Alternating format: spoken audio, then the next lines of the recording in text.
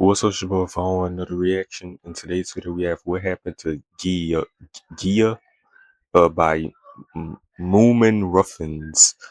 Gia, this a Baki character. So I watched Baki, amazing. Even though it's still a lot of shit in Baki that don't make sense, and a lot of shit I still don't understand. But that's why the manga is still going on. It's still a lot of shit we don't know about this anime, and niggas be debating about who's stronger. Da da da da. Like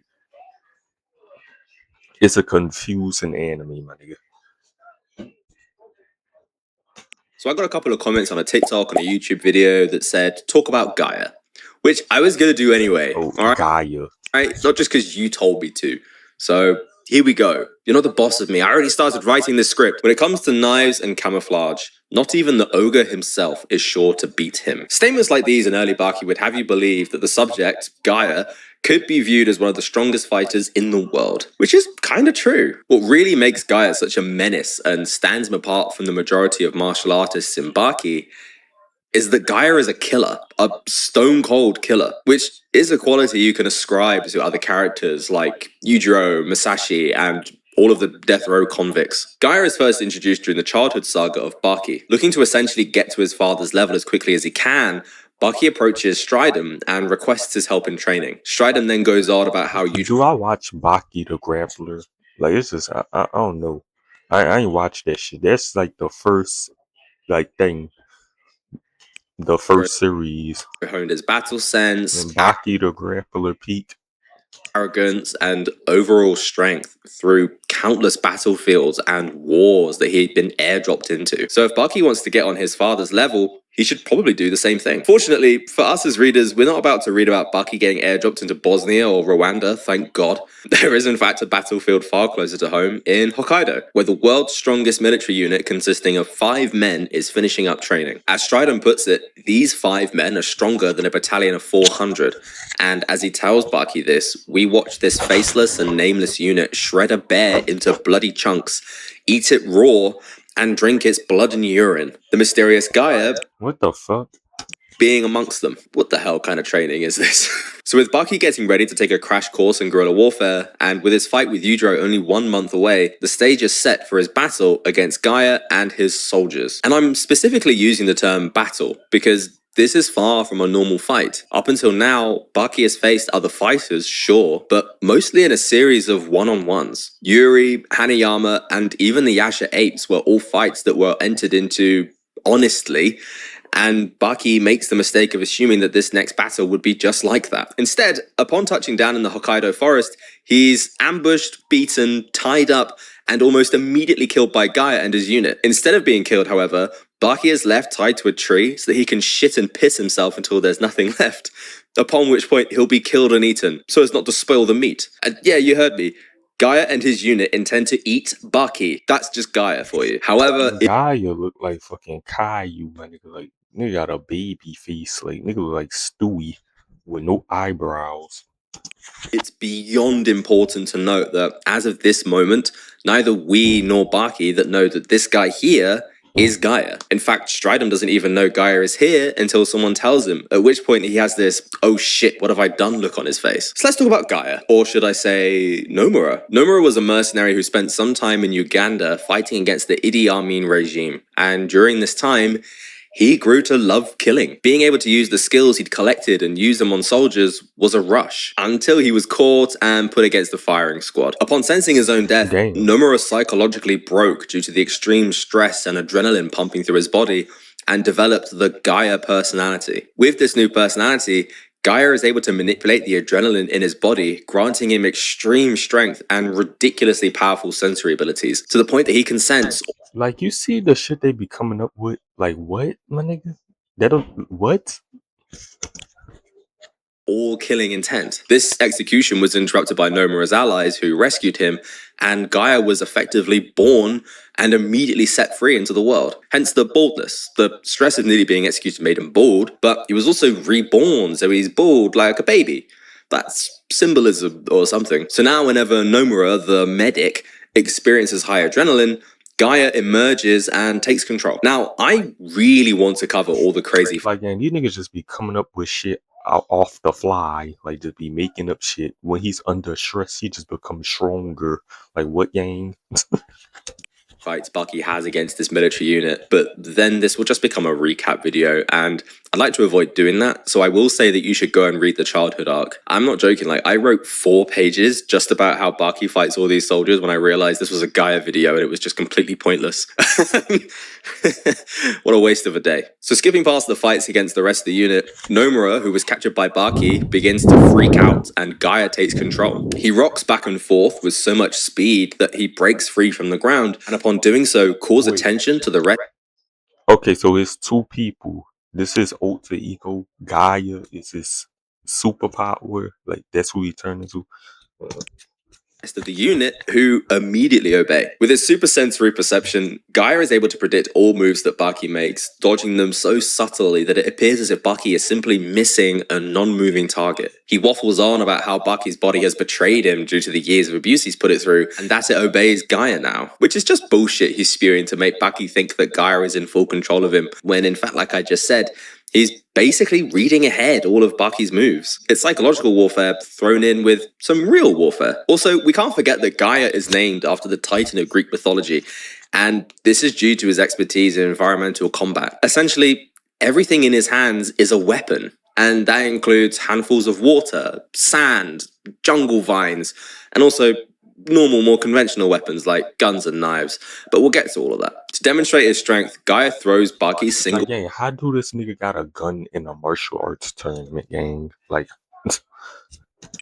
handedly across a lake, skipping him like a stone all the way into a tree. He then jumps 10 meters across that same body of water, picks Bucky up, and slams him into the ground with enough force that it equals traveling at 80 kilometers per hour. As Gaia puts it, that's like hitting the ground from a 7-story building. Bucky has a strange history of falling from buildings in great heights now that I think about it, sometimes voluntarily. Gaia then does this same move again, but this time he aims for the water to increase the damage, and Bucky, while submerged, has to use his endorphin rush technique to recover. Bucky recovers and the two scrap. Bucky is still unable to land an actual hit on Gaia, who starts to go on about how everything obeys him, the land, the trees, Bucky's body, all of that. His beatdown continues, and in an unconscious moment, Bucky lands his first hit against Gaia, which he was unable to predict due to Bucky's body acting on its own. Ultra Instinct. Gaia is completely rattled by this and goes back on the offensive, but he too also recovers and comes up with a new strategy of beating Bucky to death without rendering him unconscious first, so as to prevent his body from acting on its own. It's some pretty impressive and brutal strategizing, but it's too late. Bucky has kicked it up to a new gear and is now forcing Gaia to dodge and deflect attacks more visibly due to his increased speed. Gaia uses his ultimate technique, which reminded me of one of Retsu's. You should watch my 2 Retsu videos after this one, whereby he inflates his lungs to maximum capacity and shouts so loud that it discombobulates everyone that's unable to protect themselves from it. It shakes trees, ripples water, and later in the series we see it shatter glass. It's one of the most legitimately superhuman feats throughout the entire series, and we've not even seen Yujiro punch an earthquake yet, but that is a term that is used to describe Gaia frequently. He is superhuman, and we're meant to believe that he's as strong as Yujiro. Is he though? Bucky recovers again by punching himself and I don't know, bro. Like I said, this manga confusing, gang. Is Baki stronger than Yujiro? Yujiro said Baki the strongest man on the planet, but niggas be saying, Baki ain't beat Yujiro. Yujiro just gave up, and Baki not really stronger than Yujiro. We don't know, bro. Baki the main character, my nigga. If Yujiro said Baki the strongest man on the planet, on the earth, then he is, my nigga. He's the main character, gang. He is. He's stronger than Yujiro. in the face, and he knocks Guy into the water.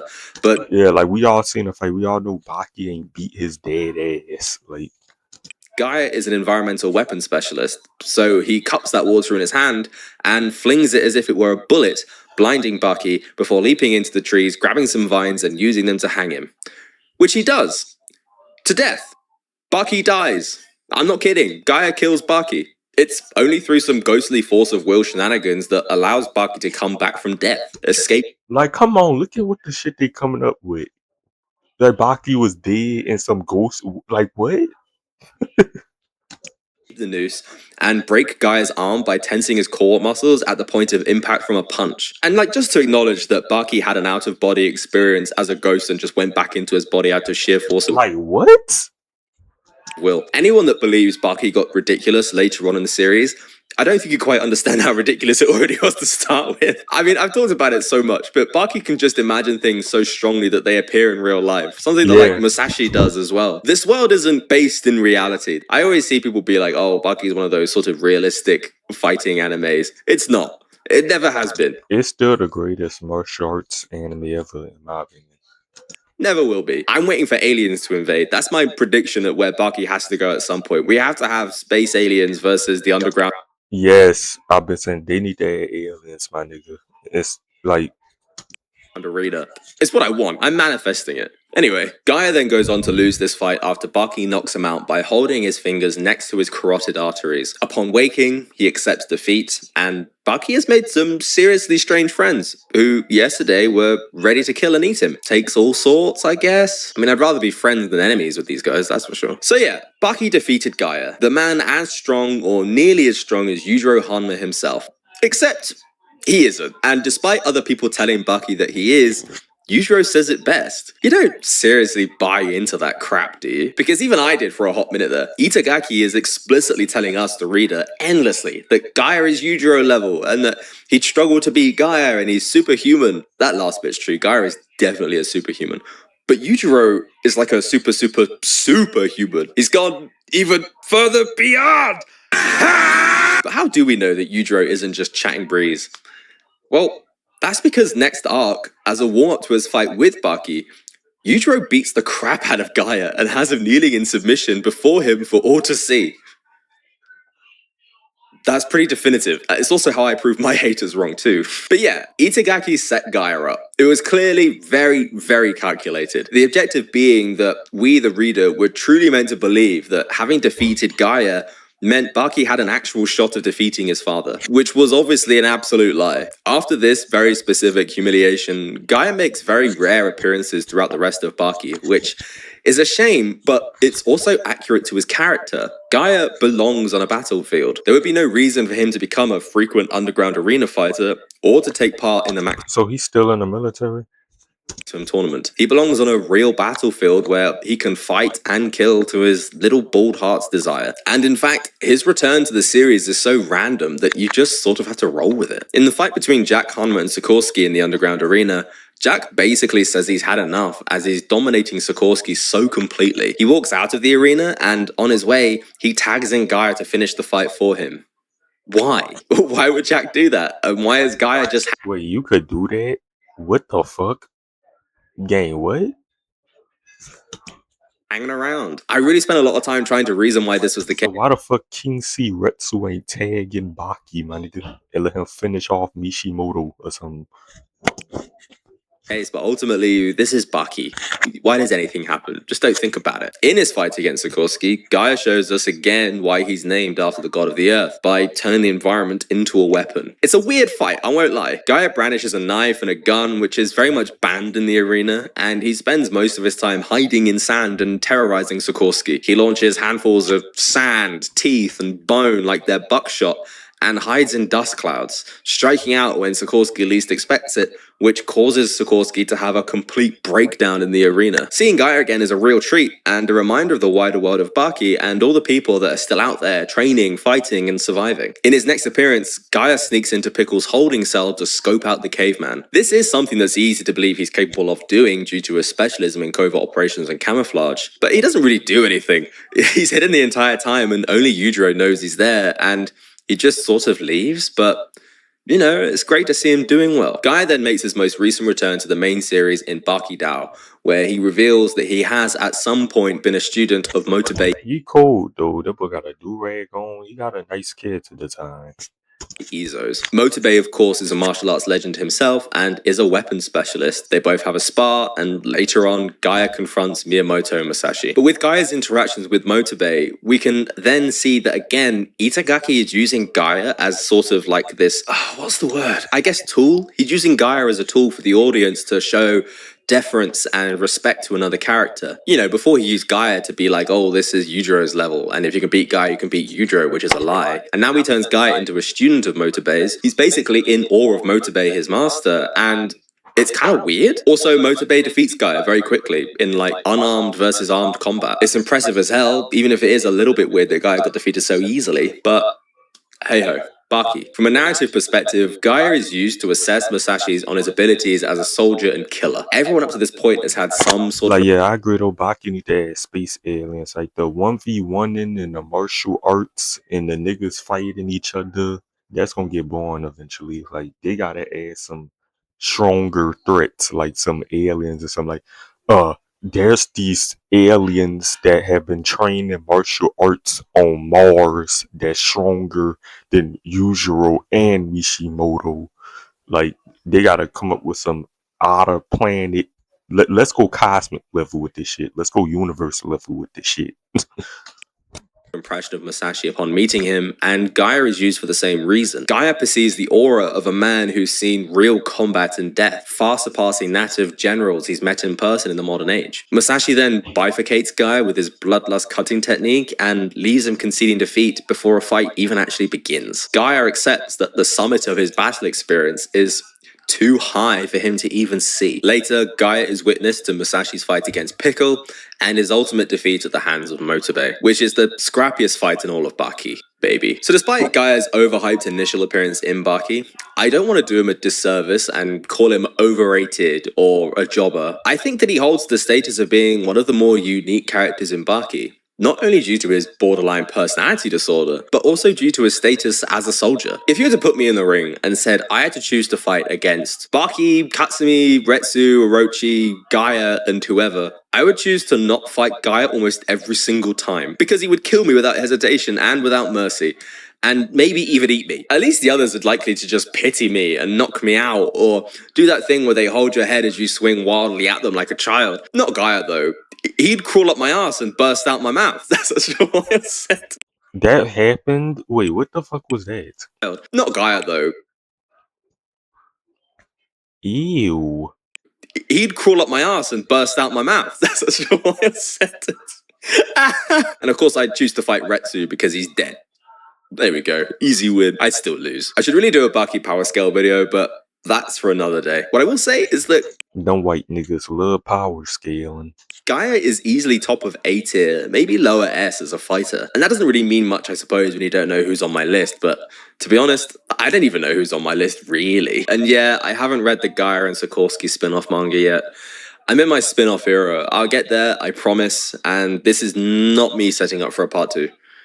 It really isn't. I'm not doing a part 2. Okay, so I did read it, and I read it on the train because I had a bunch of time, and I just thought, might as well. There's only like 20 chapters at the moment anyway. I like it. I quite like my Baki Slice of Life stuff. It's weird, if you take Baki Slice of Life and put it in the main series, I kind of don't fuck with it. But if you take it and you put it into its own spin-off, I quite enjoy just reading about what people are doing day to day. It's kind of fun. Galen is back. I thought Galen was dead. I thought Sikorsky killed Galen. So that's cool. I love that Sikorsky doesn't know that Nomura and Gaia are the same person, you know, split personalities, and he thinks that Nomura is just like a body double. Really funny. And it's kind of just like a sweet manga. You have to remember that Gaia and Sikorsky are both just absolute killers, and it's just kind of funny seeing them interact day to day. There's not really enough there for me to do like a proper review, but I've read it. I liked it. Back to the video. That was so cringe. So yeah, Gaia's a killer. He's overpowered as hell. He's not as strong as Yujiro, and he never was. And that's the video, I guess. Itagaki just uses Gaia as a stalking horse. That's it. He's still cool and overpowered as hell, though. Anyway, say hi to your mum and dad from me. And peace. Make sure to come subscribe and Modu says Baki is utter nonsense, my nigga.